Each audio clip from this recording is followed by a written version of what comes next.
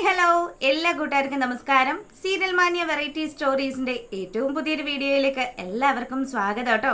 അപ്പം ഞാൻ എത്തിയിരിക്കുന്നത് കുടുംബവിളക്ക് സീരിയലിന്റെ നാളത്തെ സൂപ്പർ ഹിറ്റ് പ്രമോ വിശേഷമൊക്കെ ആയിട്ടാണ്. നേരെ ആ കഥയിലേക്ക് പോയാലോ? അങ്ങനെതാ നമ്മുടെ രഞ്ജിതയും അരവിന്ദനും കൂടി പൂജ വരാത്ത കാര്യങ്ങളൊക്കെ സംസാരിക്കുകയാണ്. ഇവരെന്താണ് ഇത്രയധികം താമസിക്കുന്നത് എന്നിങ്ങനെ ആലോചിച്ച് നിൽക്കുമ്പോഴത്തേക്കിനും ആ വീടിന്റെ പടി കടന്ന് അവരാഗ്രഹിച്ച പൂജത കയറി വരികയാണ്. അതും തൻ്റെ പുന്നാര മോൻ്റെ കൈയും പിടിച്ച് വരുമ്പോഴത്തേക്കിനും പൂജയാണെങ്കിലോ നല്ല രീതിയിൽ തന്നെ നമ്മുടെ പങ്കജ ആശ്വസിപ്പിക്കുന്നൊക്കെ ഉണ്ട്.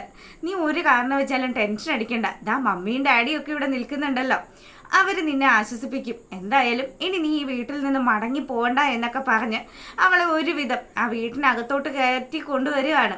അപ്പം ഈ സമയത്ത് രഞ്ജിതയാണെങ്കിൽ നമ്മുടെ പൂജയെ കണ്ടതും, മോളെ പൂജ നീ ഇങ്ങ് വാ, നീ എന്തായാലും ഒരു കാര്യം ആലോചിച്ചും വിഷമിക്കുമൊന്നും വേണ്ട, ഈ രഞ്ജിതാൻ്റെ ജീവനോടെ ഉള്ള അത്രയും കാലം നിനക്ക് സുഖമായിട്ട് ഈ വീട്ടിൽ താമസിക്കാമെന്നുള്ളൊരു വാക്ക് കൊടുക്കുകയാണ്. അപ്പോൾ പൂജയാണെങ്കിലോ, ആൻറ്റി അവിടെ ചെറിയ പ്രശ്നങ്ങളൊക്കെ ഉണ്ട്, അത് സോൾവ് ചെയ്യാവുന്ന പ്രശ്നങ്ങളേ ഉള്ളൂ, തൽക്കാലം ആ ഒരു അന്തരീക്ഷത്തിൽ നിന്ന് മാറി നിൽക്കാമെന്ന് വിചാരിച്ചാണ് ഞാൻ പങ്കജ് വിളിച്ചപ്പം അവൻ്റെ കൂടെ പോകുന്നത് എന്നൊക്കെ പറയുമ്പോൾ പെട്ടെന്ന് തന്നെ നമ്മുടെ അരവിന്ദൻ പറയുന്നുണ്ട്, അതെ മോളെ, എത്രയൊക്കെ വന്നാലും സുമിത്രയും നീയും തമ്മിൽ എന്താ ബന്ധമുള്ളത്? അവളുടെ മക്കളും അവളുടെ ഭർത്താവും അമ്മായിയമ്മയും എല്ലാവരും കൂടി അവരവിടെ ഹാപ്പി ആയിട്ട് കൂടിക്കോട്ടെ. മോളൊരു കാര്യം ചെയ്യ്, മോളുടെ സ്വന്തം ആൻറ്റിയും അതുപോലെ മോളുടെ കസിനും ഞാനും ഒക്കെ ഇവിടെ ഉണ്ടല്ലോ, മോള് ഞങ്ങളോടൊപ്പം തന്നെയല്ലേ ജീവിക്കേണ്ടത് എന്നൊക്കെ പറഞ്ഞ് ഭയങ്കര ഉപദേശം. അപ്പം പൂജയാണെങ്കിൽ വലിയ വിഷമത്തിലൊക്കെയാണ് വന്നതെന്നും പറഞ്ഞ് പങ്കജാണെങ്കിലോ, അമ്മ പൂജയെ കുറച്ച് നേരത്തേക്ക് ഒന്ന് വെറുതെ വിട്, അമ്മ ഇവക്ക് കഴിക്കാൻ വേണ്ടിയിട്ട് കുടിക്കാനും ഒക്കെ എന്തെങ്കിലും ഉണ്ടാക്കിക്കൊണ്ട് വാന്നും പറഞ്ഞ് രഞ്ജിതയോട് ഇങ്ങനെ പറയുമ്പം രഞ്ജിത നമ്മുടെ പങ്കജിനെ ഒന്ന് നോക്കുന്നുണ്ട്. ആയിക്കോട്ടെ മോനെ, അല്ല ഡ്രസ്സും കാര്യങ്ങളും എനിക്ക് മാറാനായിട്ടില്ലല്ലോ പങ്കജ്, ഇനിയിപ്പോൾ എന്ത് ചെയ്യുമെന്ന് ചോദിക്കുമ്പം അതിനെന്താ പൂജ, നിനക്ക് വേണ്ടിയിട്ട് എന്താണോ വേണ്ടതെന്ന് വെച്ചാൽ ആ കാര്യങ്ങളെല്ലാം നിന്റെ മുന്നിൽ കൊണ്ടുവന്ന് ഞാൻ തന്നിരിക്കുമോ എന്നൊക്കെ പറഞ്ഞ് പങ്കജ് അവൾക്ക് വേണ്ടുന്ന സാധനങ്ങളൊക്കെ വാങ്ങാൻ പോകുമ്പോൾ, അല്ല പൂജ, ഞാൻ വാങ്ങുന്ന സാധനങ്ങളെല്ലാം തനിക്ക് ഇഷ്ടപ്പെടുമോ എന്ന് ചോദിക്കുകയാണ്. അപ്പം ഈ കാര്യങ്ങളൊക്കെ നമ്മുടെ രഞ്ജിതയും അരവിന്ദനും അപ്പുറം മാറി നിന്ന് കാണുന്നൊക്കെ ഉണ്ട്. അപ്പം നമ്മുടെ പൂജ പറയുന്നുണ്ട്, അതിനെന്താ പങ്കജ് എന്ത് വാങ്ങിക്കൊണ്ടുവന്നാലും എനിക്കിഷ്ടമാണ് എന്നും പറഞ്ഞ് അങ്ങനെ ഒരു സംസാരം പറയുമ്പം അപ്പുറം നിൽക്കുന്ന നമ്മുടെ അരവിന്ദൻ പറയുന്നുണ്ട്, എടീ നിന്റെ മോൻ മിടുക്കൻ തന്നെയാണ്, ദേ 4 മാസമൊന്നും വേണ്ടെന്നേ, ഇവളെ നമുക്ക് പറ്റിയാൽ ഈ ആഴ്ചയോ അടുത്ത ആഴ്ചയോ ഒക്കെ ആയിട്ട് കല്യാണം കഴിക്കാന്നുള്ള കാര്യമൊക്കെ പറയുമ്പം രഞ്ജിത പറയുന്നുണ്ട്, ഇനി നിങ്ങൾ ഇങ്ങനെ നിന്ന് ഓരോ കമൻസ് പറഞ്ഞിട്ട് അത് അവൾ കേട്ടിട്ട് ഈ വീട്ടിൽ നിന്നും ഇറങ്ങിപ്പോകാനുള്ളൊരു സാഹചര്യം ഉണ്ടാക്കരുതെന്ന് രഞ്ജിത വാണിംഗ് ചെയ്യാണ്. അരവിന്ദനാണെങ്കിൽ ഇതാ വായൊക്കെ പൊത്തിപ്പിടിച്ചു, പുള്ളിക്കാരൻ ഭയങ്കര ഡീസൻ്റ് ആയിട്ട് അവിടെ അങ്ങനെ നിൽക്കുകയാണ്. അങ്ങനെ ആ ഒരു സീനൊക്കെ കഴിയുമ്പോഴാണെങ്കിലോ നമ്മുടെ സ്വരമോളാണെങ്കിൽ ഭക്ഷണമൊക്കെ കഴിക്കാനായിട്ട് ഇച്ചിരി മടിയുള്ള കൂട്ടത്തിലാണ്. അതുകൊണ്ട് തന്നെ അച്ചമ്മയും അച്ചച്ചനും കൂടി കൊച്ചിന് ഭക്ഷണമൊക്കെ വാരി കൊടുക്കുമ്പം, അല്ല അച്ചമ്മേ, ആ ഫോട്ടോയിലിരിക്കുന്ന ആൾ ആരാണെന്ന് കൊച്ചു ചോദിക്കുകയാണ്. അപ്പം കൊച്ചിൻ്റെ ചോദ്യം കേൾക്കുമ്പോൾ സിദ്ധു ഒന്ന് പകച്ചു, എന്നാൽ കൂടിയും അത് എൻ്റെ ഭർത്താവാണെന്ന് സുമിത്ര ഉള്ള കാര്യവും പറഞ്ഞു. ഇത് കേൾക്കുമ്പോഴത്തേക്കിനും നമ്മുടെ സ്വരമോളാണെങ്കിലോ, അല്ല അപ്പോൾ ഇതല്ലേ അച്ചച്ചൻ? അതെ മോളെ, ഇത് അച്ചച്ചനാണ്, അച്ചമ്മ 2ാമത് വിവാഹം കഴിച്ചതാണ്, ഇതാണ് പൂജ ആൻറ്റിയുടെ അച്ഛൻ എന്നുള്ള കാര്യമൊക്കെ സ്വരയോട് പറഞ്ഞു കൊടുക്കുകയാണ്. അങ്ങനെ നമ്മുടെ സ്വരയാണെങ്കിൽ പൂജയൊന്നും കണ്ടിട്ടില്ല, പിന്നെ കുഞ്ഞിന് ഒരുവിധം ഭക്ഷണമൊക്കെ കൊടുത്തു. നമ്മുടെ സിദ്ധാർത്ഥ ആണെങ്കിലോ, സുമിത്ര ഇപ്പോഴും രോഹിത്തിൻ്റെ കാര്യങ്ങളിൽ എത്രമാത്രം ശ്രദ്ധയുണ്ട്, രോഹിത്തിനെ കുറിച്ചിട്ടുള്ള ആ ഒരു ഓർമ്മകളിലാണ് അവൾ ഇപ്പോഴും ജീവിക്കുന്നത് എന്നൊക്കെ മനസ്സിലാക്കും. പുള്ളിക്കാരന് വിഷമമൊക്കെ ഉണ്ട്, എന്നാൽ കൂടിയും സ്വരമോളും അതുപോലെ നമ്മുടെ അനിരുദ്ധും എല്ലാവരും തന്നോടൊപ്പം ഉണ്ടല്ലോ. അപ്പം ആ ഒരു സന്തോഷത്തിൽ അതൊക്കെ അങ്ങ് സിദ്ധു മറക്കാണ്. നമ്മുടെ സരസ്വതി അമ്മയാണെങ്കിലോ ഈ സമയം ശീതളിൻ്റെ അടുത്ത് ചെല്ലുകയാണ്, മോളെ ശീതളെ, ദേ നീ എത്രയും പെട്ടെന്ന് തന്നെ നിന്റെ ഭർത്താവിനോടൊപ്പം തന്നെ പോണം, ദേ ഇവിടെ നിന്റെ ചേട്ടൻ്റെ കുഞ്ഞാണുള്ളത്, ആ കുഞ്ഞിനെ കളിപ്പിച്ചും ആ കുഞ്ഞിനെ നോക്കിയൊക്കെ നടന്നിട്ട് എന്താ മോളെ പ്രയോജനം? നിനക്ക് നിൻ്റേതായിട്ടുള്ള ഒരു കുഞ്ഞും ഒരു കുടുംബവും ഒക്കെ വേണ്ടേ? അതിനുവേണ്ടി നീ ഇവിടെ നിന്ന് കഴിഞ്ഞാൽ നിന്റെ ജീവിതം തൊലഞ്ഞു പോവുകയുള്ളൂ.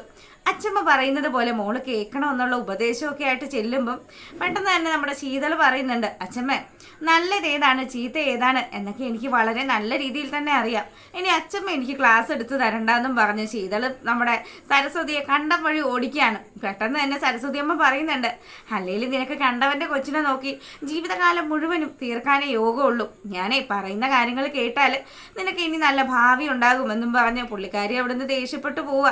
അപ്പം നമ്മുടെ സ്വരമോളാണെങ്കിലോ അച്ഛമ്മയും അച്ഛനും ഒക്കെ കൂടി കൊച്ചിനെ ഉറക്കി ശീതളിൻ്റെ അടുത്ത് കൊടുത്തായിരുന്നു.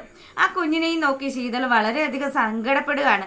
തനിക്ക് സ്വന്തമായിട്ട് ലാളിക്കാനായിട്ടൊരു കുഞ്ഞില്ലല്ലോ.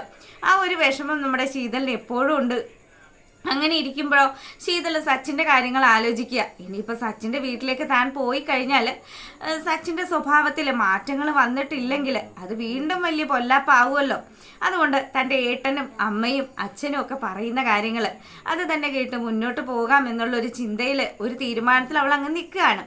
അങ്ങനെ ആ ഒരു സീനൊക്കെ കഴിയുമ്പോഴാണെങ്കിൽ നമ്മളെ കാണിക്കുന്നത് നമ്മുടെ പങ്കജിത പൂജയ്ക്ക് വേണ്ടിയിട്ടുള്ള ഡ്രസ്സും കാര്യങ്ങളും ഒക്കെ സെലക്ട് ചെയ്ത് കൊണ്ടുവന്നിരിക്കുകയാണ്. അപ്പോൾ പൂജയാണെങ്കിലോ ഇതെല്ലാം കാണുമ്പോഴത്തേക്കിനും അല്ല പങ്കജ്, ഞാൻ ഇതുപോലെ സാരിയൊന്നും ഉടുക്കുകയൊന്നുമില്ല, അതിനെന്താ പൂജ, ഇനി താൻ എൻ്റെ മമ്മി ഒരുങ്ങി നടക്കുന്ന പോലെ അത്രയും സൂപ്പറായിട്ട് ഒരുങ്ങി നടക്കണം.